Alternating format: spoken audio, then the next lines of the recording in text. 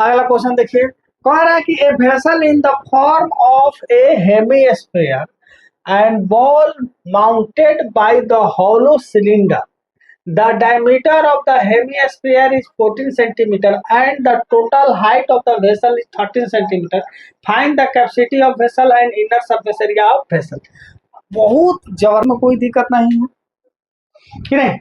तो इस क्वेश्चन में कह रहा है कि a vessel is front of form of hemi vessel किस आकार का है? हेमी स्फेरिकल आकार का है। किस आकार का है? हेमी स्फेरिकल का है। तो हेमी स्फेरिकल इसी को कहते हैं। ये हेमी स्फेरिकल आकार का एक वेसल है। बर्तन, वेसल का मतलब क्या होता है? बर्तन वगैरह होता है। तो ये हेमी स्फेरिकल आकार का है ऐसे। और कह रहा है कि ball mounted by the hollow cylinder, यानी इसके ऊपर जो है एक हॉलो सिलेंडर को, सेम रेसिपी हॉलो सिलेंडर को हम रख देते हैं।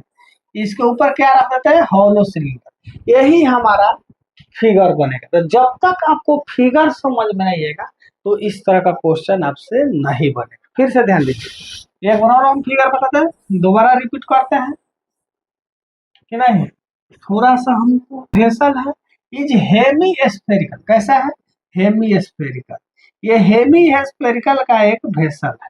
और कह रहा है ball mounted by hollow cylinder, इसके ऊपर एक खोखला यानी हॉलो सिलेंडर। क्या है? खोखला जो है हॉलो सिलेंडर, ब्लैक कलर का हॉलो सिलेंडर का इस पर एक माउंटेड किया जा रहा है, मैंने रखा जा रहा है। ये हॉलो सिलेंडर है ये, ठीक है। ये जो है हेमीस्फीयर, ठीक है। कह रहा कि the diameter of hemisphere, hemisphere का जो डायमीटर है ध्यान दीजिएगा 14 सेंटीमीटर। हेमीस्फीयर का डायमीटर क्या है? 14 centimetre. And the total height of vessel, यानी इस पूरा बर्तन का जो हाइट है यह कितना है? 13 सेंटीमीटर। इस पूरा बर्तन का हाइट कितना है? 13 सेंटीमीटर। तो राजा बाबू ध्यान से, be careful, focus on board, ठीक है। चलिए तो ध्यान दीजिएगा यहाँ पर वेसल है। अब यहाँ पर ध्यान दीजिए, इस वेसल का जो है टोटल हाइट 13 सेंटीमीटर है और कह रहा है कि डायमीटर, यहाँ पर ध्यान दीजिए, पूरा डायमीटर जो है 14 सेंटीमीटर का है। तो इसका रेडियस क्या होगा? या हाफ रेडियस होगा। और रेडियस क्या होगा? तो ध्यान दीजिएगा, अगर डायमीटर जो है 14 सेंटीमीटर का है तो रेडियस क्या होगा? 14/2 होगा। रेडियस कितना होगा? 7 सेंटीमीटर का होगा कि नहीं होगा? तो इसका रेडियस जो है 7 सेंटीमीटर है। कितना है? 7 सेंटीमीटर। तो अब यहाँ पर ध्यान दीजिए, अगर रेडियस 7 सेंटीमीटर है तो यहाँ से यहाँ तक का हाइट देखिए, ये जो रेडियस है वही यहाँ तक होगा। तो यहाँ से लेकर और यहाँ तक का हाइट जो है 7 सेंटीमीटर होगा। तो ये जो है सिलिंडर जो वेसल है इसका हाइट क्या होगा? तो 13 - 7 हो जाएगा, 6 सेंटीमीटर का। अब यहाँ पर लिखिएगा, लिखना पड़ेगा। देखिए टोटल हाइट 13 है तो हेमी स्पेरिकल पार्ट का हाइट जो है 7 होगा। हेमी स्पेरिकल पार्ट जो वेसल है उसका हाइट क्या होगा? 7। तो जो बच गया उसका हाइट क्या होगा? 6 होगा। तो लिखिएगा फॉर, सबसे पहले क्या करें? कैपेसिटी। कैपेसिटी का मतलब होता है वॉल्यूम। तो for hemi spherical part, hemi spherical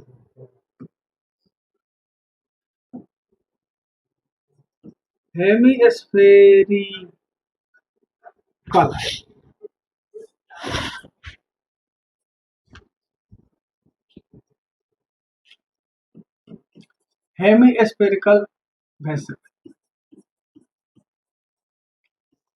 ठीक है। डायमीटर क्या दिया? Diameter 14 centimetre. रेडियस क्या हो जाएगा? डायमीटर बाई 2 हो जाएगा बाबू, डायमीटर बाई 2। रेडियस का हो जाएगा 14/2 यानी 7 सेंटीमीटर, कि नहीं। अब दूसरा है फॉर, क्या है, cylindrical vessel, cylindrical cylindrical vessel, इसके लिए इसका रेडियस का होगा, तो रेडियस हो जाएगा 7 सेंटीमीटर। क्यों कि दोनों एक ही चीज पर, जो रेडियस आपको हेमीस्फीयर का होगा वही रेडियस आपको सिलिंड्रिकल वेसल का होगा, दोनों का सेम हो। लेकिन हाइट, इसका जो हाइट होगा, ध्यान दीजिएगा, पूरा वेसल का हाइट कितना है 13 सेंटीमीटर, तो यहाँ से लेकर यहाँ तक का हाइट क्या है 7 सेंटीमीटर, तो ये जो बच जाएगा उसको क्या कर देंगे, सब्ट्रैक्ट कर देंगे, तो कितना हो जाएगा 6 सेंटीमीटर। एक नंबर क्वेश्चन में कैपेसिटी ऑफ, क्या लिखिएगा, capacity, the capacity of vessel, the capacity of vessel क्या हो जाएगा, तो volume of hemi spherical part, capacity का मतलब क्या हुआ, volume of hemi spherical part, spherical vessels लिख दीजिए, plus volume of cylindrical vessel, cylindrical vessel, यानी दोनों का वॉल्यूम को हम क्या कर देंगे, वेसल्स नहीं होगा, वेसल होगा, ये हटा देंगे, ठीक है। यानी कैपेसिटी का मतलब होता है वॉल्यूम निकालना, तो volume of hemi spherical vessels plus volume of cylindrical vessel, दोनों का वॉल्यूम क्या कर देंगे, ऐड कर देंगे। हेमी स्फीयर का वॉल्यूम का फॉर्मूला होता है 2/3 पाई आर क्यूब, क्या होता है 2/3 पाई आर क्यूब, और इसका जो वॉल्यूम होता है पाई आर स्क्वायर एच।